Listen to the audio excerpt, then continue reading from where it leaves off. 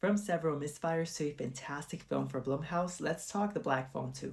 Off the bat, compared to the first film, this film has a more interesting story, is scarier, and is more cohesive overall. Continuing with this trend of comparing it to the original film, what I really liked about the first film was that it was realistic, which was what brought fear into me. However, with this second film, they lean more into the supernatural realm, and at first, when hearing about it prior to seeing the film, I was nervous. But upon seeing it, it was a fantastic idea. It not only allowed for us to see the return of the grabber since he was brutally killed in the first film by Finney, but also allows a heavier spotlight on Finney's sister Gwen, who is continuing to have visions in her nightmares, but this time instead of seeing the future, she sees the past, which marks for a very good mystery. The first act of the film is slow, but it's never tedious. You continue to fall in love with the characters you know and start to grow a bond with new characters, like Ernesto Arellano, who is Robin's younger brother, and interestingly played by the same actor Miguel Mora. And he did a spectacular job as they have such distinct personalities. And I feel like Ernesto made a great side character, and I'd say the rest of the supporting cast is also great.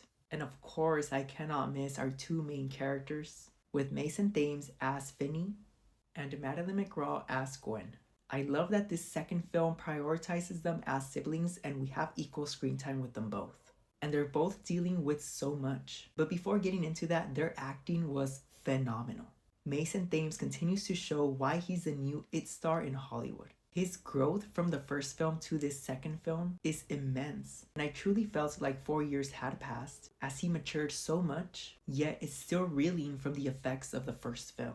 He starts to have an issue with substance abuse, which was a direct effect from his interactions with the grabber. And I feel like it made Finney very sympathetic, and even though he tries so hard to not show and feel fear, but it's just building inside of him. And then we have his sister Gwen, who is going through so much as well with these nightmarish visions. Yet she's also grown so much from the original film. However, I did like that she still has her spunky attitude and isn't afraid to call out people when she must. This film should definitely make her a horror icon, as she has such a range of emotions and is able to elicit a response from me every time. Now, the atmosphere for the film is also wonderful for Halloween. We have this snowy setting that honestly gave off Christmas and Halloween vibes. And I feel like this film has an intense rewatchability factor, especially during the holidays. And I can go on and on with this film, but alas, my overall rating is a 9.5 and I give it a solid A. I would highly recommend this film, so don't wait to catch it in theaters.